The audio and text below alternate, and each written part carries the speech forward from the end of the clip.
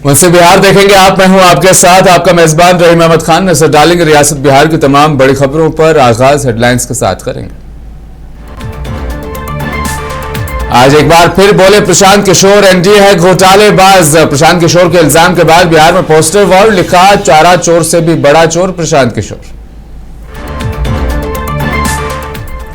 छठ दिवाली से पहले बिहार को 3 नई अमृत भारत समेत 7 ट्रेनों की सौगात। दिल्ली से छपरा जाना हुआ आसान। इंडियन क्रिकेट टीम की जीत के बाद बिहार की सियासत में खूब हुई बयानबाजी। पीएम मोदी के ट्वीट पर तेजस्वी यादव ने ली चुटकी।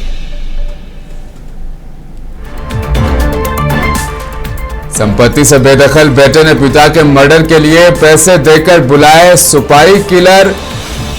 3 सुपारी किलरों के साथ 10 लाख में हुई डील। बिहार विधानसभा चुनाव के ऐलान से पहले यहां की राजनीति में दरअसल सियासी घमासान मचा हुआ है। जनसुराज पार्टी के संस्थापक प्रशांत किशोर के खिलाफ पटना में कुछ पोस्टर लगाए गए हैं।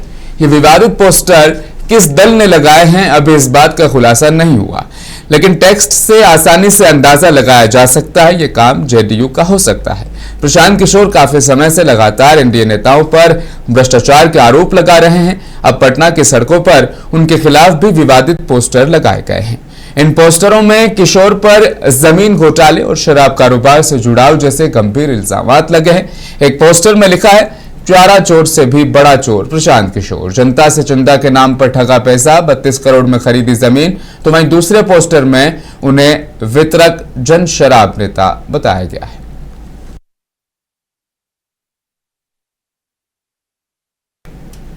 बिहार में बढ़ती सियासी सरगर्मी के बीच एक बार फिर आज प्रशांत किशोर ने अपनी पार्टी जनसुराज की फंडिंग को लेकर लग रहे आरोपों का जवाब देते हुए नजर आए। पटना में आयोजित प्रेस कॉन्फ्रेंस में प्रशांत किशोर ने बताया कि पैसा कहां से आता है।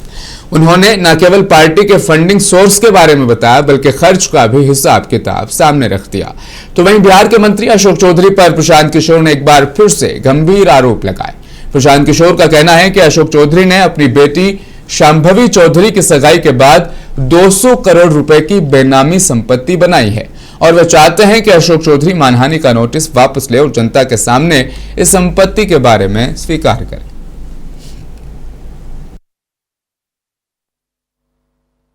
क्योंकि बिहार में नई व्यवस्था बनाने के लिए किसी बालू माफिया, शराब माफिया, भ्रष्ट लोगों की मदद न लेनी पड़े। गरीब से गरीब व्यक्ति को भी अगर बिहार सुधारने के लिए जज्बा है, ताकत है, उसको चुनाव लड़ाया जा सके, इसके लिए जनसुराज के पास साधन होना चाहिए। उसके लिए हम लोगों ने लोगों से पैसा मांगना शुरू किया है, लेकिन हमने ये तय किया जब ये अभियान शुरू किया कि बिहार के लोग पैसा दें या न दें, मैं अपने जीवन का जो कुछ भी है सब कुछ लगाऊंगा बिहार की इस व्यवस्था को सुधारने के लिए। और ये सिर्फ शब्द नहीं है, जो मैं कर रहा हूं ये आप देख रहे हैं, लेकिन यहाँ के छुटभैये नेता इन्होंने जब बात उठाई है तो मैं आंकड़ा जारी कर रहा हूं, आप लोग नोट कर लीजिए। पिछले 3 वर्ष में प्रशांत किशोर को पैसा कहां से आया है? हमको पैसा 2 जगह से मिलता है। एक, जिसको हम लोग सलाह देते हैं, जिसको आप राजनीतिक कंसल्टिंग कह लीजिए, या जो भी आदमी हमसे सलाह मांगता है। हमने जीवन में कभी किसी से फीस नहीं लिया, लेकिन जब बिहार का अभियान शुरू किए तो ये तय किया कि अब हम फीस लेंगे, क्योंकि हमको समाज के लिए पैसा चाहिए। तो 2021-22 से जिसने भी प्रशांत किशोर से मदद ली है, जिसने भी हमसे सलाह लिया है, वो चाहे कंपनी हो या पॉलिटिकल पार्टी, पहली बार अपने जीवन में मैंने ये भी किया है कि अगर कंपनी को भी, किसी बड़े बिजनेस हाउस को भी मेरे से सलाह चाहिए, उसका मैं फीस लेता हूं। और टोटल जो फीस लिया गया पिछले 3 वर्ष में मेरे व्यक्तिगत अकाउंट में या मेरे से जुड़े हुए संस्थाओं में 241 करोड़ बिहार के नोट, सुन लो कि अगर तुम चोरी करते हो, प्रशांत किशोर ने 241 करोड़ रुपया फीस के तौर पर मैंने पिछले 3 साल में जमा किया है। इस पर 30 करोड़ 95 लाख 68,764 रुपया जीएसटी पे किया गया है। ध्यान रखिए कि जो पैसा हम लोग सलाह देते हैं, उस पर जो फीस मिलती है, उस पर 18% भारत सरकार को जीएसटी देते हैं। तो 241 करोड़ रुपया हमने फीस के तौर पर लिया 3 बरस में, और उस पर 30 करोड़ 95 लाख रुपया हमने जीएसटी भरा। बिहार को नई ट्रेन के मामलों में एक बड़ी सौगात मिली है। एक साथ 3 नई अमृत भारत एक्सप्रेस और 4 पैसेंजर ट्रेनों की शुरुआत बिहार से की गई है। रेल मंत्री अश्विनी वैष्णव और राज्य के डिप्टी सीएम सम्राट चौधरी ने हरी झंडी दिखाकर इन ट्रेनों की शुरुआत की। नई रेल सेवाओं से बिहार की कनेक्टिविटी और मजबूत होगी और लाखों यात्रियों को यात्रा में आसानी मिलेगी।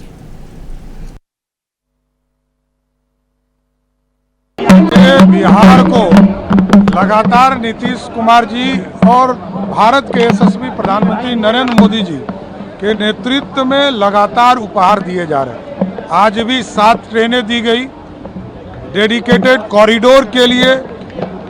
आपको मुगल सराय पंडित दीनदयाल उपाध्याय रेलवे स्टेशन से झाझा तक लगभग 60,000 करोड़ का इन्वेस्टमेंट, और क्यूल से लेकर भागलपुर तक डेडिकेटेड 3 लेन का उसको भी शुरुआत किया गया। और कई जगह रिंग रोड के तर्ज पर रेलवे का रिंग रोड बनाने का काम किया जा रहा है। और साथ ही साथ 60 ट्रेनें वंदे भारत, 14 बिहार में, अमृत भारत एक्सप्रेसवे 13 जो है बिहार में। इसलिए बिहार के लिए गौरव का क्षण है। और आज 1 लाख करोड़ रुपए का इन्वेस्टमेंट सिर्फ रेलवे के सेक्टर में किया जा रहा है। बिहार के सुल्तानगंज ब्लॉक में जेडीयू युवा प्रखंड अध्यक्ष आलोक कुमार रंजन उर्फ सनी कुमार के आवासीय प्रांगण में जेडीयू युवा संवाद कार्यक्रम का आयोजन हुआ। कार्यक्रम की अध्यक्षता जिला अध्यक्ष संतोष पटेल ने की, जबकि मुख्य अतिथि युवा जेडीयू प्रदेश अध्यक्ष नीतीश पटेल, विधायक प्रोफेसर ललित नारायण मंडल और अन्य वरिष्ठ पदाधिकारी इसमें मौजूद रहे। नेताओं ने बिहार में नीतीश कुमार सरकार की उपलब्धियों को गिनवाते हुए कहा कि 2025 विधानसभा चुनाव में फिर एनडीए की सरकार बनाने के लिए घर घर जाकर जनता को जागरूक करना होगा।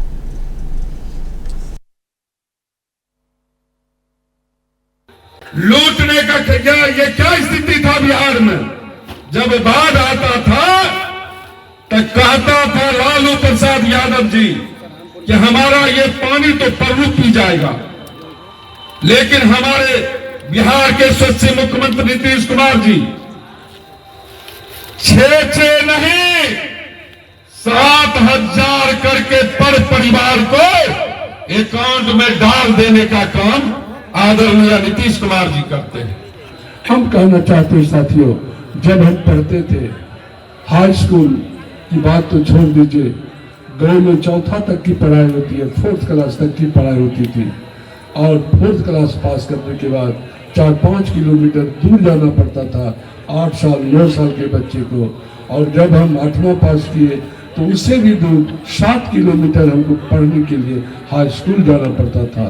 अब वह जमाना बदल गया।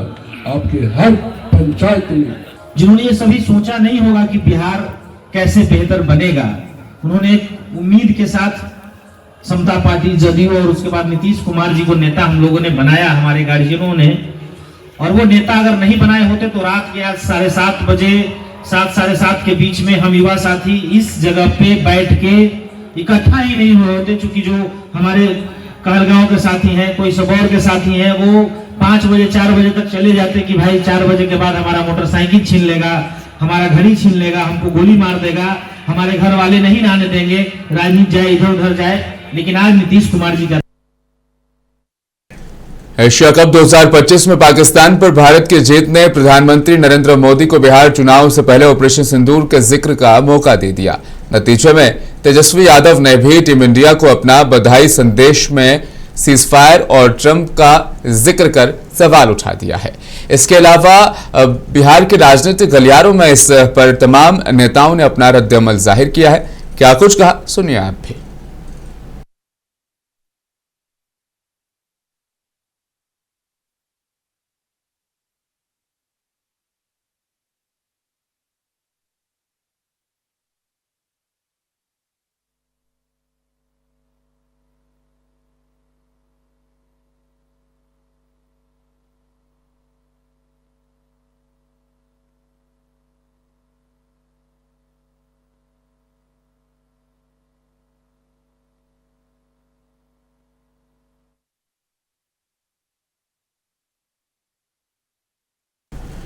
गया में केंद्रीय मंत्री जीतन राम मांझी ने रामलीला उद्घाटन समारोह में आई लव मोहम्मद विवाद पर कहा कि इसमें साफ साफ सांप्रदायिकता की गंध है और प्रशासन को लोहे की तरह सख्त होना चाहिए।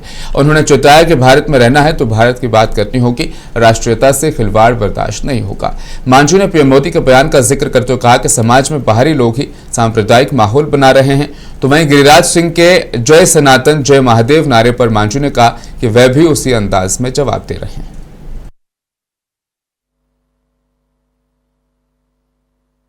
देखिए, हमारे कोई भी धर्म गुरु हैं, अगर धार्मिक आस्था से अगर देखें, समरसता से देखें, तो भगवान के पास पहुंचने के लिए अनेक रास्ता होते हैं।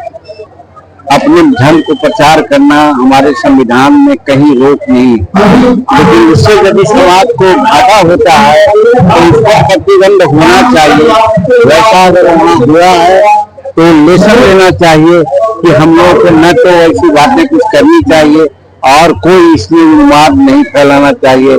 हम भारत के लोग। भागलपुर जिले के सुल्तानगंज ब्लॉक के उधादी गांव में वाक़ कैलाश रेस्टोरेंट परिसर में कांग्रेस पार्टी ने पंचायत स्तरीय बैठक आयोजित की। बैठक की अध्यक्षता प्रदेश कांग्रेस कमेटी के उपाध्यक्ष राजेश रंजन उर्फ राजू कुमार ने की, जबकि मुख्य अतिथि के तौर पर एआईसीसी पर्यवेक्षक संतोष भार्गव, कांग्रेस नेता रमेश कुमार सिंह और आरजेडी नेता मिथिलेश यादव मौजूद रहे। बैठक में आगामी विधानसभा चुनाव को लेकर बूथ स्तर को मजबूत करने पर जोर दिया गया। नेताओं ने भाजपा सरकार पर सोशल मीडिया के जरिए से झूठ फैलाने और देश को कर्ज में डुबोने का आरोप लगाया है।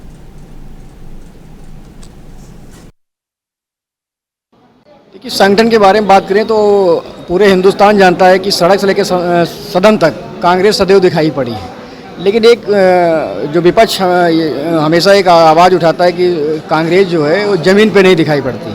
लेकिन बिहार में जिस तरीके से राहुल गांधी जी के और ये महागठबंधन के सहयोग से जिस तरीके से हम लोग ज़मीन स्तर पे काम कर रहे हैं, वो इस बार पूरी तरीके से दिखाई पड़ रहा है। जिस तरीके से हमारे संगठन के लोग गाँव में जाकर लोगों से जनसंपर्क कर उनसे संवाद स्थापित कर रहे हैं और संगठन का जो निर्माण कर रहे हैं, वो सभी बधाई के पात्र हैं। और हमारा रिटेल केमिस्ट एसोसिएशन बिहार की कार्यकारिणी बैठक हुई, जिसमें राज्य भर के दवा विक्रेता और एआईओसीटी प्रतिनिधियों ने हिस्सा लिया। बैठक का मुख्य मुद्दा हालिया जीएसटी संशोधन और उसका व्यापार पर असर रहा।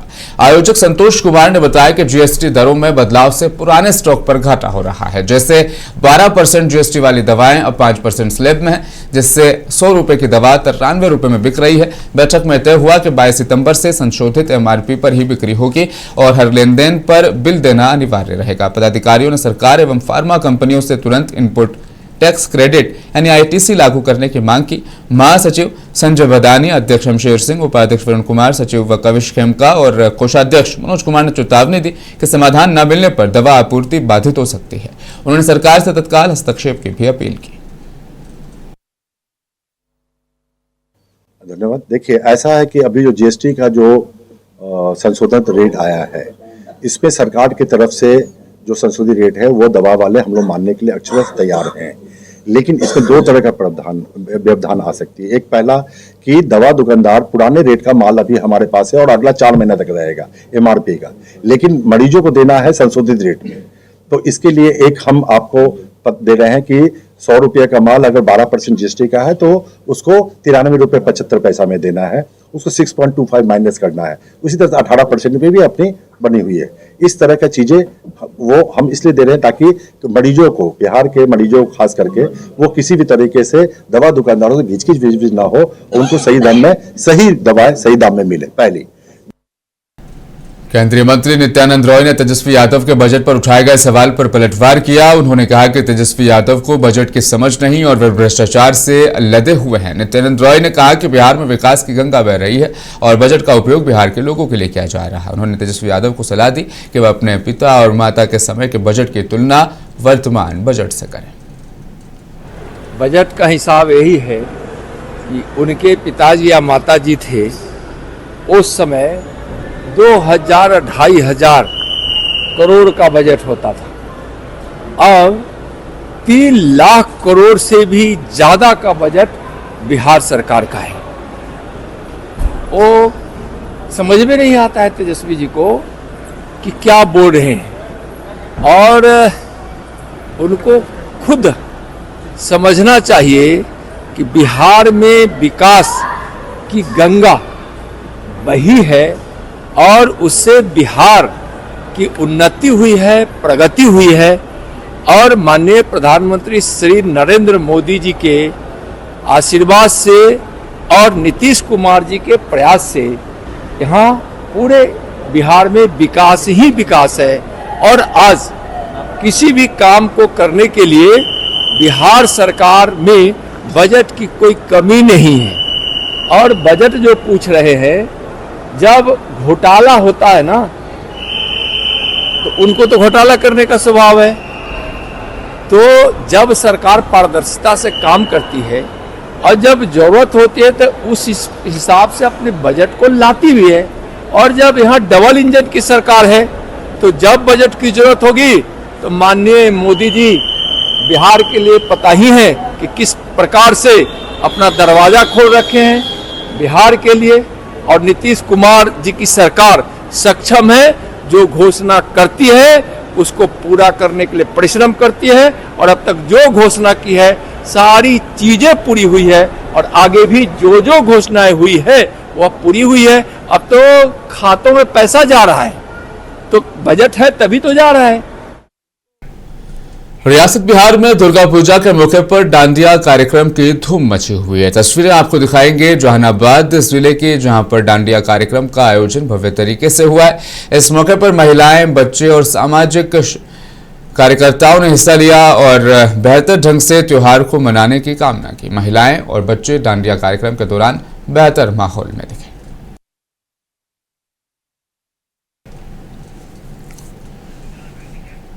तो मधेपुरा में दुर्गा पूजा को लेकर डीएम तरनजोत सिंह और एसपी संदीप सिंह की क़यादत में फ्लैग मार्च निकाला गया। हाट बाजार, गोल बाजार, हरिद्वार चौक, काशीपुर मस्जिद चौक होते हुए मार्ग दुर्गा चौक पहुंचा। अधिकारियों ने पूजा समिति के सीसीटीवी लगाने, भीड़ नियंत्रण के लिए स्वयंसेवक नियुक्त करने और शांति बनाए रखने के निर्देश जारी किए। एसपी ने बताया कि सभी महत्वपूर्ण जगहों पर पुलिस बल की तैनाती की गई है।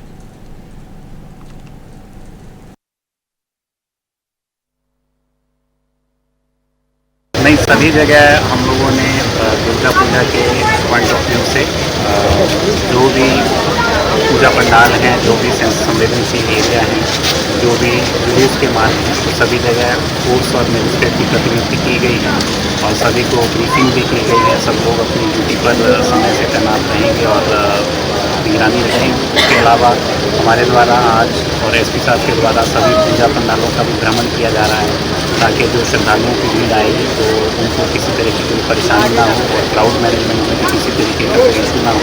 Entry exit gate, loudspeaker, CCTV, ये सब चीज़ की व्यवस्था देखने के लिए हम लोग भ्रमण कर रहे हैं। सारी तैयारियाँ हम लोग की पूरी हैं, सौहार्दपूर्ण और शांति। त्रिवेणीगंज ब्लॉक के कोरियापट्टी में वाक़ बड़ी दुर्गा मंदिर और पुरानी दुर्गा मंदिर समेत कई पूजा पंडालों का डीएम सावन कुमार और एसपी शरद आर्यस ने औचक निरीक्षण किया। अधिकारियों ने भीड़ प्रबंधन, महिलाओं, बच्चों की सुरक्षा और अग्निशमन और चिकित्सा व्यवस्था सुनिश्चित करने के निर्देश दिए। डीएम ने कहा कि श्रद्धालुओं की सुरक्षा प्रशासन की सर्वोच्च प्राथमिकता है।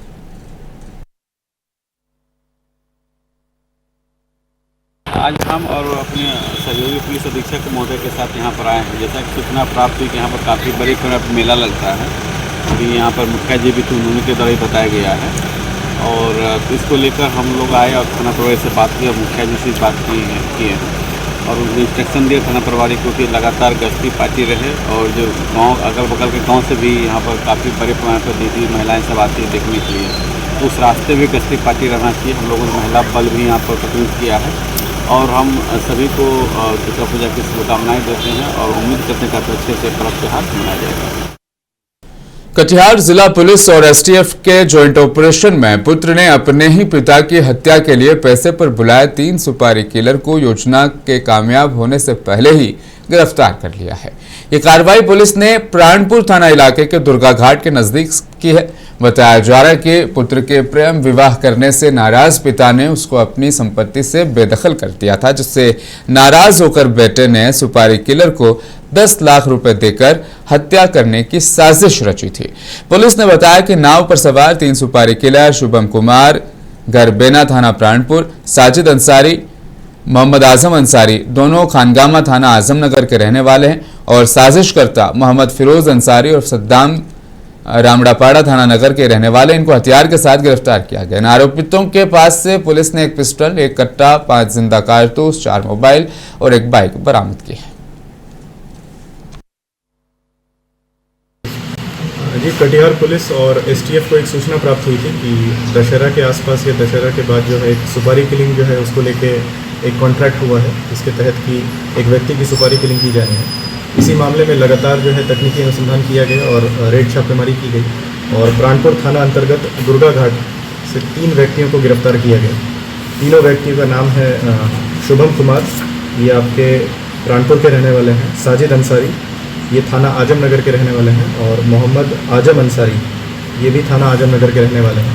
इनके द्वारा ही सुपारी दिया गया था एक व्यक्ति की हत्या करने की और जो मुख्य षड्यंत्रकर्ता है मोहम्मद फिरोज अंसारी उर्फ सद्दाम, इन्होंने अपने पिता की हत्या की सुपारी दी थी।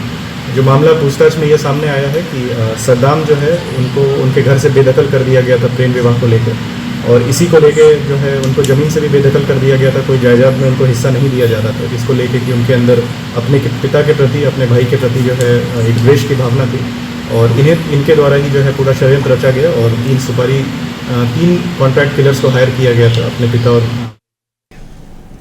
बिहार में आज के लिए फिलहाल बस इतना ही। मुझे दीजिए इजाजत, आप बने रहें मुंसिफ टीवी के साथ।